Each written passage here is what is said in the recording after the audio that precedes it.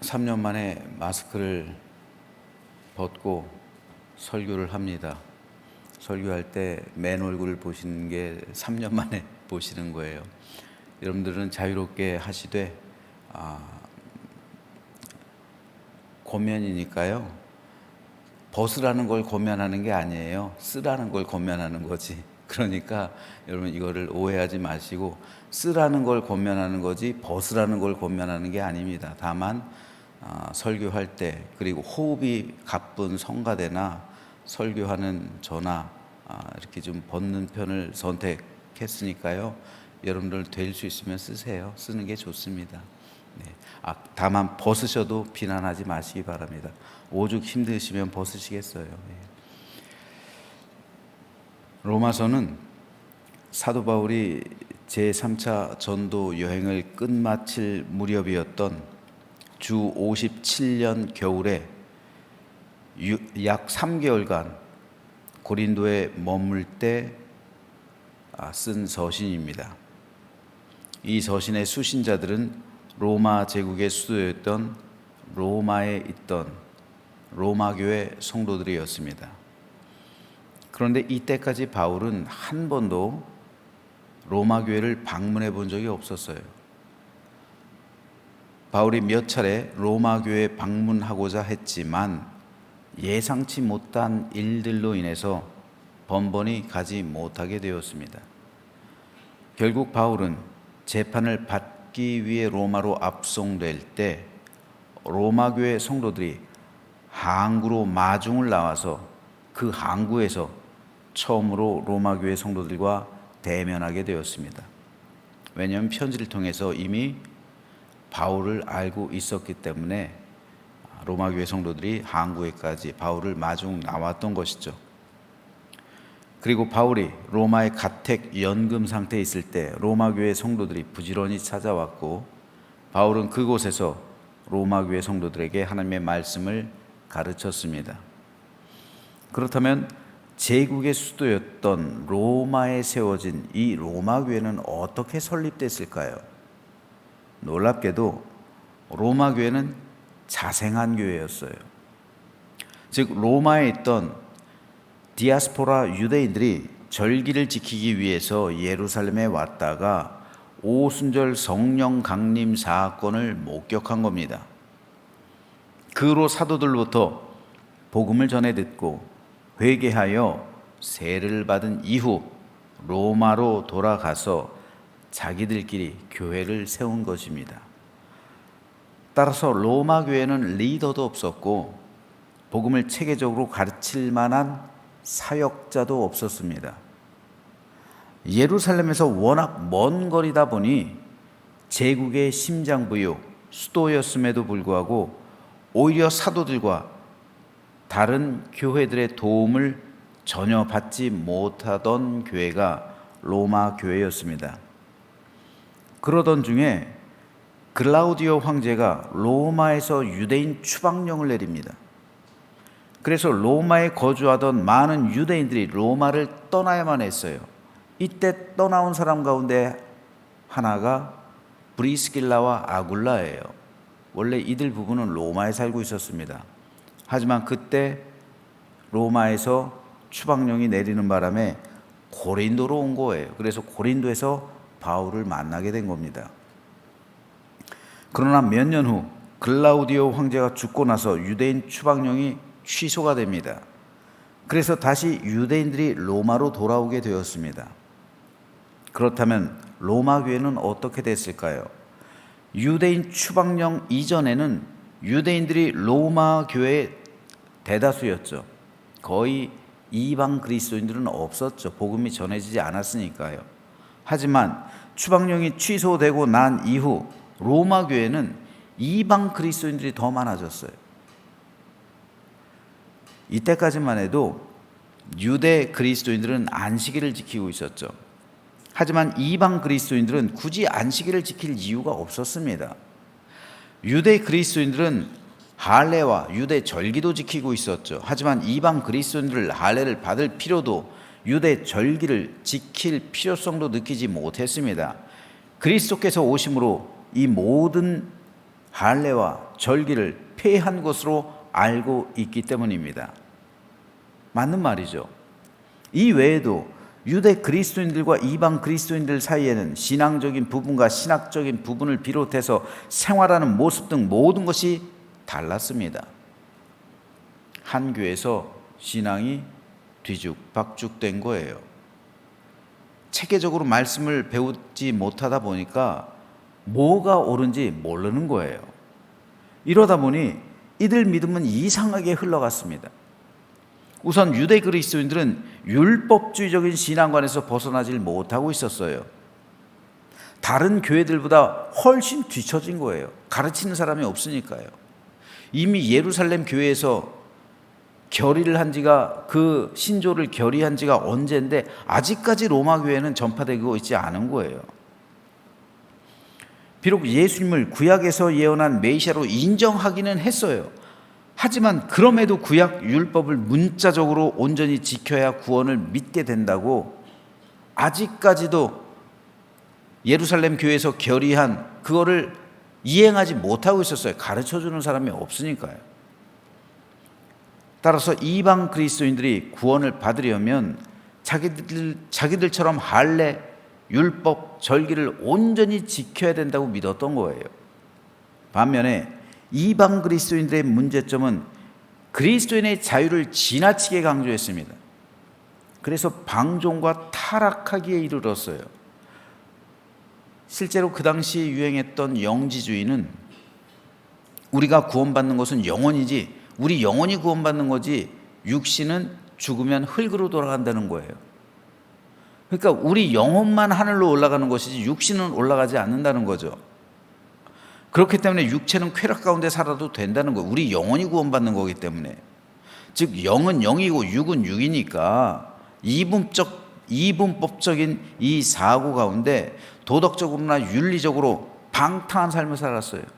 그러니까 육신적으로는 쾌락의 삶을 살아갔다고요. 음란과 간음을 저질러도 내 영혼이 구원을 받는 거기 때문에 내 육신은 어차피 이 세상에 남는 거기 때문에 흙으로 돌아가는 거기 때문에 상관이 없다라고 가르쳤습니다. 그들에게 있어서 이런 도덕적이고 윤리적인 그런 부정, 부패는 구원받는데 아무 상관이 없었어요. 그래서 예수님을 믿어도 육체적 쾌락의 삶을 살아갔던 겁니다. 많은 이방 그리스도인들이 이 영지주의의 영향을 받았어요. 그래서 잘못된 신앙생활을 하고 있었던 겁니다. 결국 로마 교회의 성도들은 유대 그리스도인이든 이방 그리스도인이든 말씀을 바르게 가르쳐줄 지도자가 없었기 때문에 자기들이 믿는 대로 살아갔던 겁니다. 그래서 바울이 쓴 서신이 로마서예요. 이들 믿음을 바로잡기 위해서요. 우선 율법주의적 신앙에 빠져있던 유대 그리스도인을 향해서는 성도가 구원받게 된 것은 율법의 행위가 아니라 오직 값없이 주시는 하나님의 은혜와 죄인을 대신해서 죽으시고 또 부활하신 예수 그리스도를 믿는 믿음으로 말미암는 것이다. 로마서가 그래서 교리적인 거예요. 그리고 이방 그리스도인들에 대해서는 행위가 구원의 본질에 영향을 미치는 것은 아니지만 성도는 결코 죄 아래 거할 수 없음을 말하며 성화에 이를 것을 가르쳤습니다. 아울러 바울은 성도가 세속 정부에 대해서 어떤 태도를 취해야 하며 또한 하나님 나라의 백성으로서 이 땅에서 어떤 삶을 살아야 할지에 대한 교훈도 가르치고 있습니다. 즉 로마 교회가 하나님에 대하여, 교회와 사회 관계에 대하여, 그리고 국가에 대하여 마땅히 지켜야 할 윤리적인 의무 등을 교훈했던 겁니다. 이런 로마서를 관통하고 있는 대주제는 이신득의입니다. 즉 믿음으로써 의롭게 된다는 바울의 기본 주제입니다. 바로 이것이 하나님의 의입니다. 그러므로 로마서는 이신득의라는 대주제 아래에서, 즉 로마서 전체의 대주제는 이신득의, 믿음으로 의롭게 된다. 이 대주제 아래에서 죄, 심판, 칭의, 성화, 최후 승리, 하나님의 주권, 기독교 윤리 등의 주제로 뻗어나갑니다. 그러므로 로마서를 읽을 때 이 주제를 염두에 두고 읽으면 이해하기가 쉽습니다. 로마서를 주제별로 나누면 이렇게 돼요. 1장, 이거를 염두에 두고, 이 주제를 염두에 두고 이 부분을 읽으면 이해하기가 편합니다. 1장 1절부터 17절의 주제는 복음이에요. 1장 18절에서 3장 20절, 오늘 우리가 2장을 읽었죠. 여기의 주제는 죄와 심판입니다. 그리고 3장 21절부터 5장 21절까지의 주제는 칭의예요. 6장 1절부터 8장 39절까지는 성화입니다. 9장 1절부터 11장 36절까지의 주제는 섭리와 주권이에요. 하나님의 섭리와 하나님의 주권. 그리고 12장 1절부터 15장 13절까지의 주제는 봉사와 사랑입니다. 마지막으로 15장 14절에서 16장 27절까지의 주제는 당부와 인사예요. 이렇게 이 주제를 생각하면서 읽으면은 로마서를 이해하는데 한결 쉽습니다. 오늘은 우리가 로마서 2장을 읽었는데 2장의 주제는 죄와 심판입니다. 3장 20절까지죠. 이 부분은 세 문단으로 나눌 수가 있어요. 먼저 5절까지는 이방인을 판단하는 유대인들의 범죄에 대한 책망과 경고입니다. 여기서 이방인이란 이방 그리스도인이에요. 같은 교회 안에서 이방 그리스도인들을 향해서 유대 그리스도인들이 판단하고 있는 거예요. 그들의 삶을. 그런데 그것이 범죄라고 바울은 책망하는 겁니다. 그리고 6절부터 16절까지는 이방 그리스도인과 유대 그리스도인들을 불문한 하나님의 심판의 이중적 보편성에 대해서 기록하고 있고요. 마지막으로 17절에서 29절은 구약 율법을 소유한 유대 그리스도인들의 교만과 위선 및 표면적 유대 그리스도인들의 무익성에 대해서 기록하고 있습니다. 오늘은 이 가운데 1절에서 3절 말씀을 잠깐 살펴보겠습니다. 그러므로 남을 판단하는 사람아, 누구를 막론하고 내가 핑계하지 못할 것은 남을 판단하는 것으로 네가 너를 정죄함이니 판단하는 네가 같은 일을 행함이다. 여기서 판단한다라는 말은 심판한다, 정죄한다라는 의미까지 포함하고 있는 겁니다. 즉 판단한다는 것은 누군가를 이미 정죄하는 마음을 가지는 거예요. 그래서 비방한다는 거죠. 비난한다는 거예요. 이런 일을 행하는 자에게 하나님의 심판이 진리대로 되는 줄 우리가 아노라. 이런 일을 행하는 자를 판단하고도 같은 일을 행하는 사람아, 네가 하나님의 심판을 피할 줄로 생각하느냐. 여기서 바울은 유대 그리스도인을 향해서 너희 역시 다른 사람과 동일한 죄인이기 때문에 남을 함부로 판단하거나 정죄하거나 비방하지 말라고 교훈했습니다. 로마서 1장에서 바울은 이방 그리스도인들의 심각한 죄들에 대해서 지적을 하고 있어요. 하지만 그렇다고 해서 유대 그리스도인들이 이방 그리스도인들에 비해 더 나은 것도 없었습니다. 이방 그리스도인들은 율법을 모른 채 죄를 저질렀지만 율법을 알고도 같은 죄를 저지르고 있는 너희들은 뭐냐는 겁니다. 그러면서 왜 다른 사람을 판단하고 정죄하고 비방하느냐는 겁니다. 왜 너희들이 저지르는 죄악에 대해서는 눈 감고 있으면서 남들의 죄에 대해서는 비난하며 비방하느냐는 거죠. 로마서 1장 18절에서 3장 20절까지의 주제는 죄와 심판이라고 했습니다. 즉 하나님을 믿는다면서 윤리적으로나 도덕적으로 품위 있는 삶을 살지 못하고 죄를 짓는 성도들에게 하나님께서 심판하신다는 거예요. 하지만 이 심판은 세상 사람들이 받는 심판이 아니라 하나님의 징계로서의 심판이에요. 구원받지 못한 사람에게 하는 심판과 구원받은 사람에게 행하는 심판은 다른 거예요. 사도 바울은 구원받은 사람에게 행하는 하나님의 심판을 말하는 겁니다. 하지만 우리가 여기서 한 가지 생각해야 할 점은 우리는 교회 내에서도 마찬가지고 우리가 살아가는 삶에서도 마찬가지인데 우리를 사랑해요. 에고이즘이죠. 굉장히 나 자신을 끔찍하게 사랑합니다. 아마도 세상에서 가장 내가 사랑하는 사람은 나일 겁니다. 그죠? 나를 가장 먼저 사랑할 거예요. 이게 나쁘다는 게 아니에요. 사람은 누구든 나를 사랑하게 돼 있어요. 하지만 그러다 보니까 우리는 우리 자신에 대해서는 한없이 관대해요. 내가 실수를 해도 스스로 위로를 하죠. 내가 죄를 저질러도 정당성을 부여해요. 나 자신에게 대해서는 한없이 관대하지만 남에게는 또 한없이 엄격해요. 지금 바울이 말하고 있는 게 이거잖아요. 나한테는 관대해요. 근데 남한테는 엄격해요. 이것이 보통 사람들의 경우가 그래요. 하지만 그리스도인의 삶은 이와 반대여야 합니다. 나 자신에게는 한없이 엄격해야 돼요. 이것이 그리스도인들의 영성이 깊어질 수 있는 방법이에요.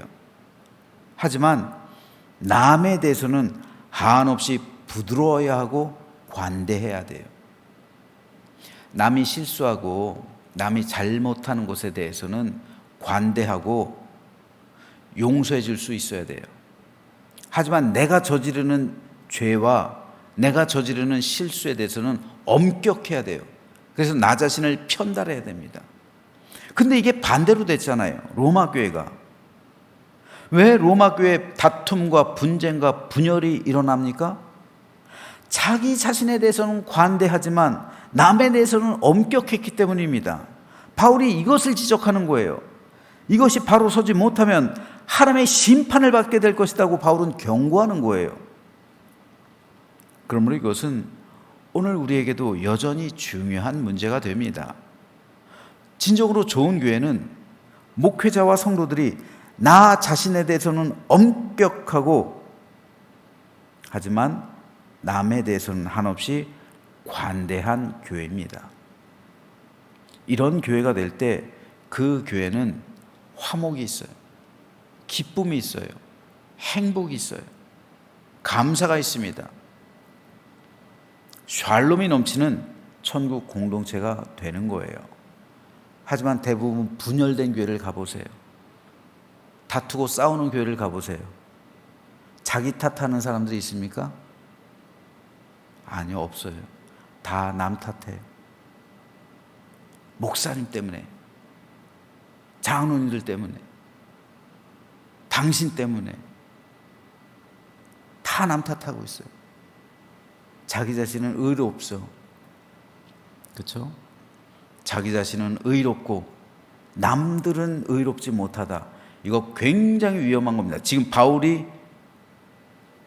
지적하고 있는 게 이거예요. 왜 너는 의롭다고 하고 다른 사람은 의롭지 않다고 정죄하느냐는 거죠. 이게 반대로 돼야 되는 거예요. 나는 죄인이고 당신은 의롭습니다. 이런 생각을 하게 된다면 우리가 어떻게 함부로 다른 사람을 판단하며 비난하며 비방할 수 있을까요? 그럴 수 없는 교회예요. 없습니다. 그러므로 저는 우리 교회가 이런 교회가 되기를 소망합니다.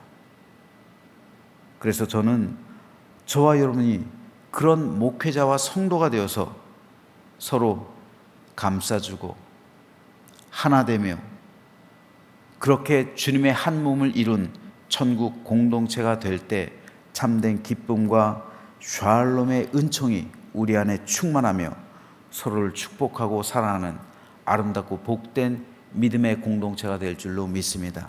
모쪼록 우리 교회 오늘부터 저 자신부터 여러분 모두 나 자신에 대해서는 엄격하고 다른 성도에 대해서는 관대하고 그리고 한없이 부드럽고 너그럽게 대하는 그런 교회가 되어서 진정으로 우리 주님께서 원하시는 천국 공동체를 이루는 우리 모두가 되시기를 주님의 이름으로 축원합니다.